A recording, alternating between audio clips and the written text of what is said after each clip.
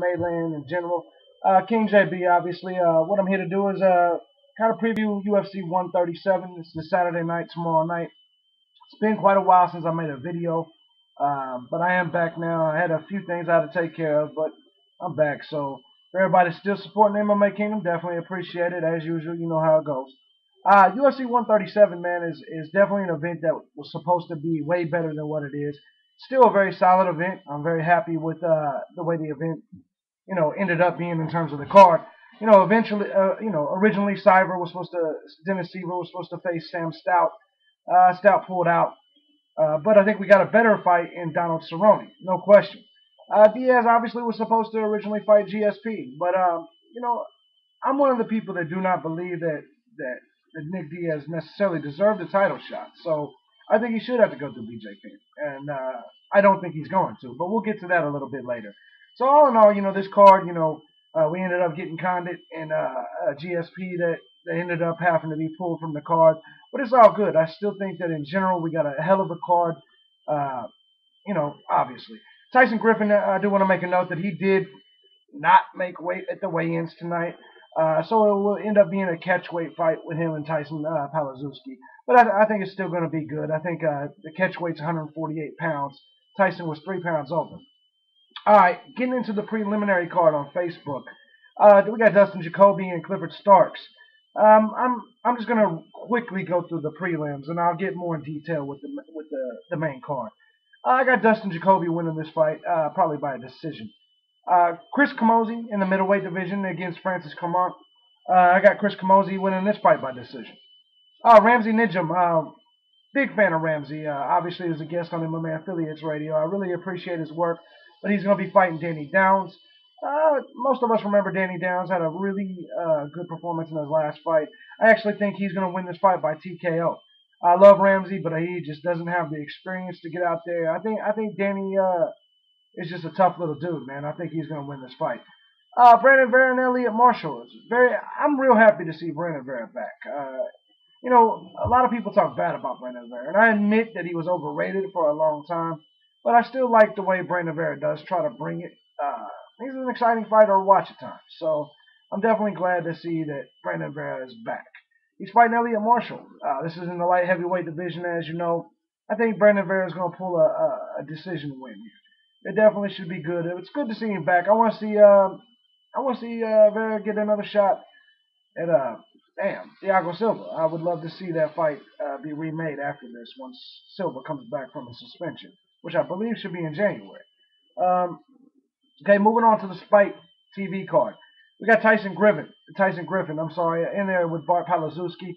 Definitely looking forward to this fight. I think Tyson Griffin, he's kind of went on a slump as of late.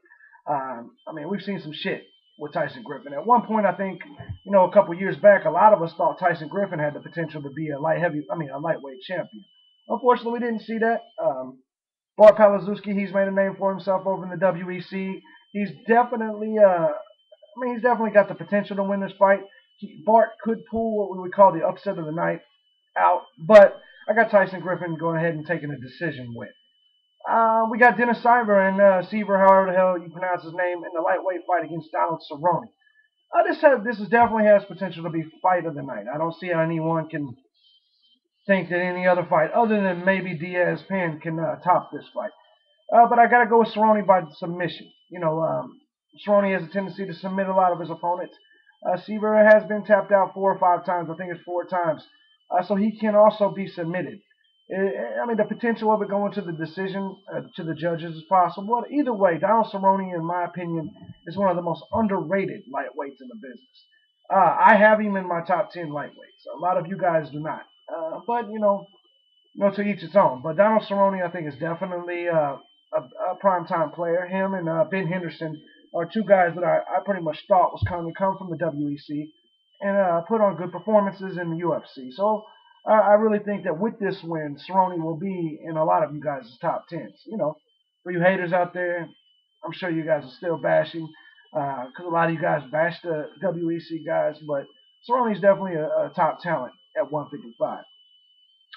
Going into the main card, now we got Hatsu Hioki, which a lot of us out here really thought that Hioki is the best challenge to Jose Aldo. Uh, a lot of you UFC guys that all you do is watch the UFC. As Bloodstain would call y'all super zombies. You guys haven't seen Hioki. Hioki is definitely one of the best in the business. He's 24 and 4. He submitted 12 guys. He can tap out basically anybody. He's got wins over Marlon Sandro. Ronnie Man. I mean, he's beat some of the best in the business. And of course, George Roop's coming off a pretty big win over Josh Crispy. So with that being the case, though, I just don't know. I think Hioki's going to pull off the decision win. Roop does have the potential to pull an upset, but I can't see Hioki finally getting to the UFC and then losing this fight. I still think that eventually we're going to see Jose Aldo and Hatsu Hioki in a title fight. At least I hope to see that. But I guess in the long run we will definitely see. Next we got Scott Jorgensen. Definitely a hard hitter. Big Scott Jorgensen fan. I think he definitely top of the food chain. He fights Jeff Curran in a bantamweight fight. Please tell me, however, why the fuck this is on the main card, but Donald Cerrone and Dennis Siver is not. I don't understand why the fuck this is on the main card. Jeff Curran's good, veteran. Scott Jorgensen, veterans. I got Jorgensen pulling out the decision win, by the way. But let me know if you agree with me.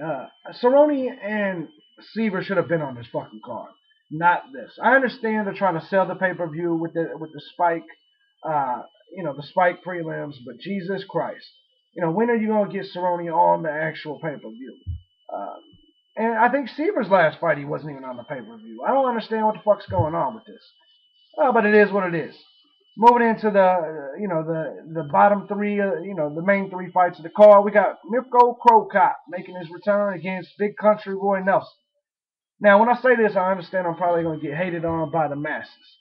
Let me make this clear. I'm a big Pride fan, a big Mirko Cro Cop fan. I don't even think he should retire, but I think Roy Nelson's going to win this fight by TKO. Some of these fights you just feel. And I feel that Roy Nelson.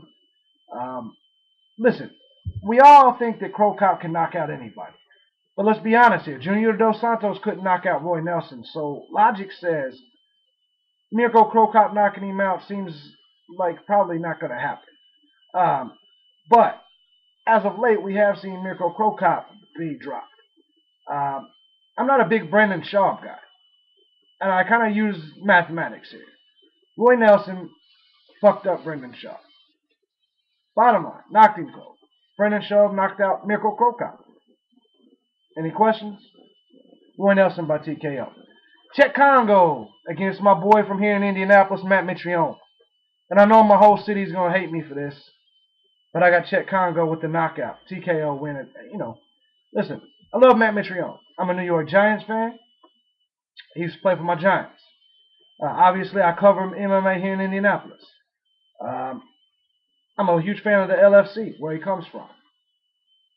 But I got to be honest here. Chet Congo is a huge step up in competition. I don't think Mitrione is ready. I just don't think he's ready. I just don't. I don't think Mitrione's game is expanded like that. Mitrione can knock anyone out, but so can Chet Congo. Chet Congo's been working hard because he's been competing with the best in the world. Frank Mears and just all these guys that are the best in the world. And so I just don't think Mitrione can pull it off, man. I got Chet Congo winning this by TKO, probably in the first or second round. Maybe it'll go 3. I don't know. But I got definitely. Now the main event. Nick Diaz, BJ Penn. So another one I'll probably get hating that on, right? Because everybody out there, there's this big old Nick Diaz cult following. Nick Diaz does not deserve to main event any UFC pay-per-view. He proved that he is not a professional, period.